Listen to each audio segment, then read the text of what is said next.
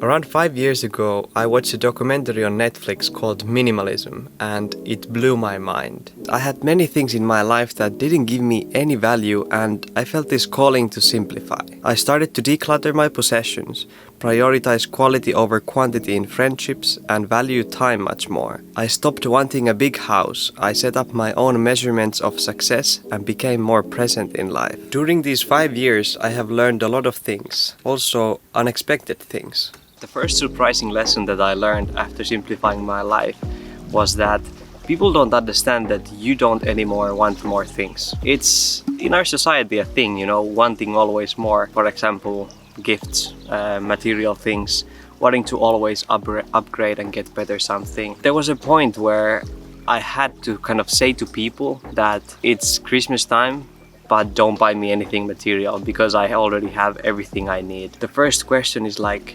why? When I say that I don't need a better phone, I don't need top quality earphones, I don't need a new bicycle. One thing was that many people didn't understand why do I want to take more time for myself. I still remember vividly having this conversation with a person, and I said that usually I these days back then I worked 6 hours a day, and then this person was like, why?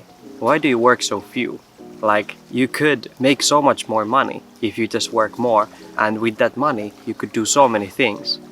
And I was trying to explain that I don't see the value in that. I value my time much more than to get money so I can get things, because I don't need those things. And especially for people of older generations, it's difficult to understand why you don't need more, why you don't want more things. And for younger generations is that why you don't want new phone, why you don't want new TV, new technology, PlayStation 5, all this stuff.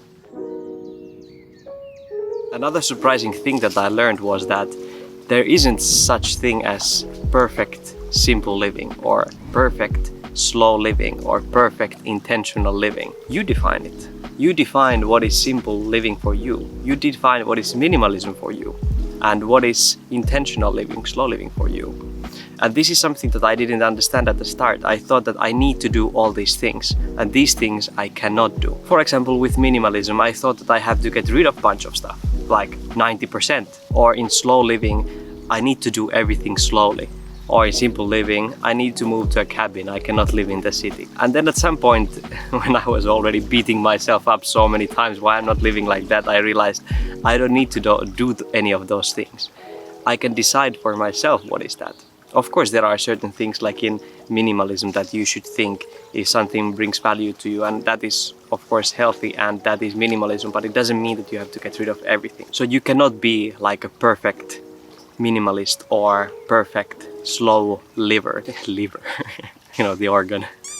Your values change, and things that in your life change. You start to value more some things that you didn't value before, and some other things that were super important for you in the past are not anymore. And the same things, for example, that gave you before that simplicity, that decluttered your life, could now create clutter in your life. Like, let's say if you cleaned every morning, now it's starting to give you just more stress, because if everything is not perfect. So then you just have to let go of that. Even though your house would be a little bit more cluttered, it can give you less mental clutter. So it's not at all black and white, how I used to think. I think it's more like yellow as my surroundings today.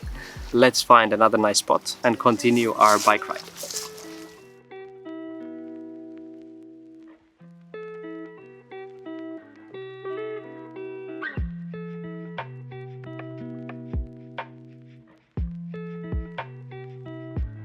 The third lesson that I learned after simplifying my life was that I am, as you are, constantly wrong. There were many times when I thought I need something, but in the end I didn't need it. I could survive very easily without that thing. Or certain way of living is better than another, or my way of living is the best way. I was wrong many times, because I realized after that way of living wasn't the best way for me. So you're constantly evolving, and keeping that mindset that probably I am wrong in this, as in many other things, helps so much in that. And to kind of test this, I'm currently living in my life with 50% of my clothes. I'm doing this experiment to see that when I'm minimalist, am I really minimalist? Like, do I need all these clothes still? or can I live without them? And I think keeping this type of mindset keeps you all the time like open-minded and aware and ready kind of for opportunities, and not this very strict that this is how things are now and this is how things will always be. I mean, and one example of this is that I need a good microphone to make YouTube videos. Do I? Well, I don't know. Let's see if I will post this video, because if yes, I record it with my phone. But if I don't post it, well, I guess in that case it means that I really needed that microphone because the audio quality was so bad. When simplifying my life, I started to be much more aware of time, and I didn't want to waste it on anything. But now I realize that also wasted time isn't wasted time, because I already do so many things. So in that I was also wrong, that I needed to always do something more productive, because so many times I feel that mental clarity and that groundedness when I'm not doing anything, when I don't have anything planned. Yeah, the sun is setting soon, so let's move on to the next location. Shall we?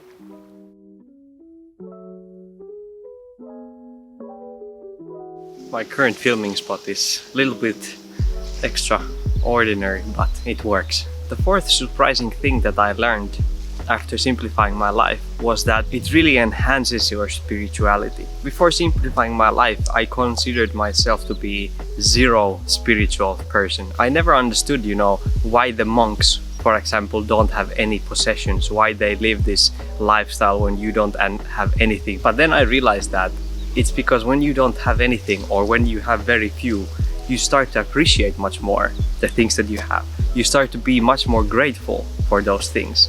And when simplifying life, for example, being minimalist or having like habits that simplify and declutter your mind, such as meditation, you start to feel that gratitude for life in general. Simplifying life helps you to go over this material box where you have been probably for multiple years, because that's what's normal in our society, and go beyond that and understand that you don't need anything anymore. You are already perfect. You are already full. And realize that if you want a fulfilling life, you have to go within and not search it from some external things. And I mean, simple living, slow living, they are still just tools to get closer to the true you. It doesn't mean that if you live simply, or if you are a minimalist, that you are amazingly spiritual, kind, compassionate person. No, you can be a minimalist and still be an asshole. It's just a fact.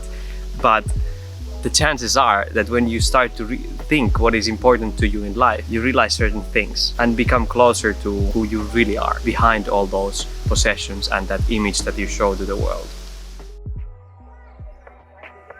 The fifth surprising lesson that I learned after simplifying my life and unfortunate thing was that it didn't fix me. Man, I really wanted that this lifestyle would fix all my problems and I would live happily ever after. I mean, it is awesome, and I have to say that it has changed many of my problems. For example, how can I have better relationship with my partner? Or how can I find more similar-minded people in my life? As through simplifying my life, I have understood that that is something I would like to have in my life. If you were wishing that simplifying life would fix you, no, it doesn't. But it gives you many tools and find really what you need in life, and not wake up when you are 50 or 70 and realize, if I could choose, I wouldn't live it again like that. I cannot even speak anymore. My face is so frozen. Remember to stay kind and meaningful in your own beautiful journey. Seve signing out. Ciao.